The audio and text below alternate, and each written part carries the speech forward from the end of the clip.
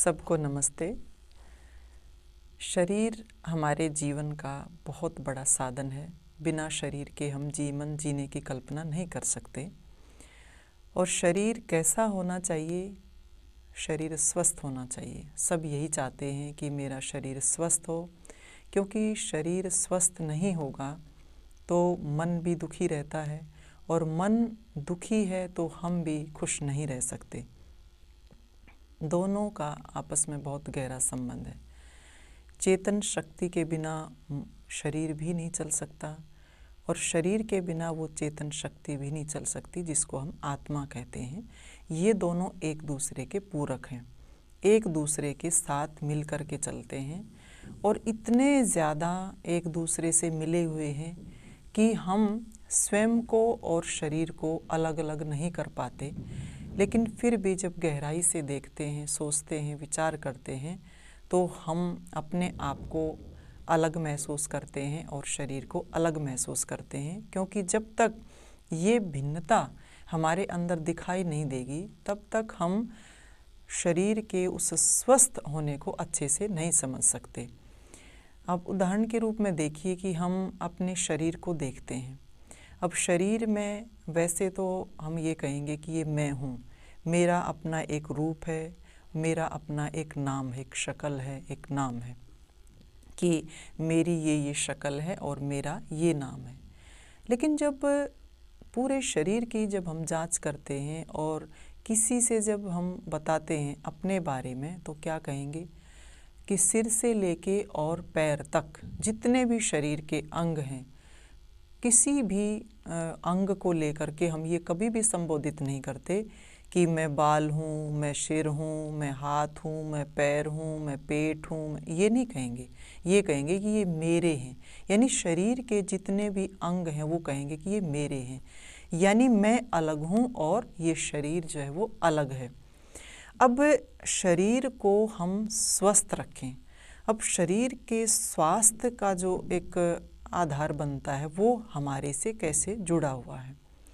देखिए, स्वस्थ का मतलब हम समझें, इसका अगर संधि विच्छेद करेंगे, स्व और स्थ कहेंगे, तो स्व का मतलब होता है अपने आप में, और स्थ का मतलब होता है ठहरा हुआ। जो अपने आप में ठहरा हुआ है उसको हम स्वस्थ कहते हैं। अपने आप में ठहरे हुए का मतलब होता है अपने आप में रहना। और अपने आप में हम कब रहते हैं? अपने आप में हम जब रहते हैं जब हमें अपने शरीर का भी आभास नहीं होता। और शरीर का आभास हमें कब नहीं होता? जब हमारे शरीर के सारे अंग स्वस्थ होते हैं।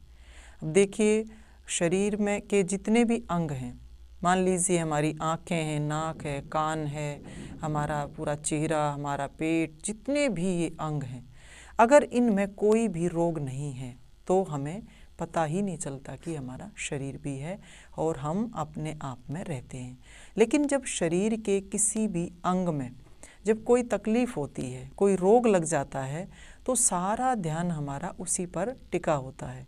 मान लीजिए जैसे हमारे दांत में ही दर्द हो जाता है, तो दांत के ऊपर ही सारा दिन ध्यान रहता है। हाय दांत में दर्द है, हाय दांत में दर्द है, हम चिल्लाते रहते हैं। अब दांत में दर्द होगा तो हम दुखी हो जाते हैं, बहुत ज़्यादा बेचैन हो जाते हैं। इसी तरह से आँख में दर्द हो जाता है, आँख का ही ध्यान रहता है सारा दिन। हमारे कान में दर्द हो जाता है तो कान का ही ध्यान रहता है सारा दिन। तो कहने का मेरा मतलब ये है कि जब हम अपने आप में से हट करके और जब इस शरीर के अंगों पर जो है हमारा एक तरह से ध्यान चला जाता है, बार बार उसी का ध्यान, उसी का स्मरण आता रहता है, उसी का जो दर्द है उसी का आभास होता रहता है, तो हम उस समय स्वस्थ नहीं हैं। तो स्वस्थ जो शब्द है ये हम दोनों से जुड़ा हुआ है, शरीर से भी और आत्मा से भी। कहने का मतलब ये कि शरीर निरोग होगा तो हम स्वस्थ रहेंगे, यानी अपने आप में स्थित रहेंगे, हम सुखी रहेंगे। और शरीर में अगर कोई रोग लग जाता है तो हम अस्वस्थ हो जाते हैं। इस तरह से शरीर और आत्मा एक दूसरे के पूरक हैं। तो हम जितने ज़्यादा अपने आप में स्थित होंगे, अपने आप में ठहरे होंगे, उतने ही ज़्यादा हम सुखी होंगे। और जितने ज़्यादा हम शरीर के के अंगों पर हमारा ध्यान जाएगा तो तभी जाएगा जब हम रोगी होंगे, शरीर रोगी होगा। शरीर रोगी होगा तो हम बेचैन हो जाएंगे, अस्वस्थ हो जाएंगे, यानी उस समय अपने आप में स्थित नहीं हो सकते। तो हमारा जो एक कर्तव्य बनता है शरीर के प्रति, सबसे बड़ी बात यही है कि हम शरीर को स्वस्थ रखें, निरोग रखें। शरीर निरोग होगा तो हम भी स्वस्थ होंगे। तो स्वस्थ शब्द को हमें गहराई से समझना चाहिए कि किस प्रकार से मैं और ये शरीर आपस में जुड़ा हुआ है, और ये शरीर निरोगी होगा तो हम स्वस्थ होंगे, शरीर रोगी होगा तो हम अस्वस्थ होंगे। अस्वस्थता और हमारे जो है स्वस्थता, दोनों स्वास्थ्य दोनों इस शरीर के ऊपर टिके हुए हैं। तो शरीर को निरोग बनाएं। शरीर को निरोग बनाने के लिए हमारी जो दिनचर्या है वो अच्छी होनी चाहिए। सुबह से शाम तक की जो दिनचर्या वो अच्छी होनी चाहिए, सकारात्मक सोच होनी चाहिए। भोजन जो है वो हमारा ऐसा होना चाहिए जो हमारे शरीर के अंगों को निरोग रखे। और तीसरा जो है हम विचार अच्छे रखें। इन्हीं के आधार पर हमारा स्वास्थ्य टिका हुआ है।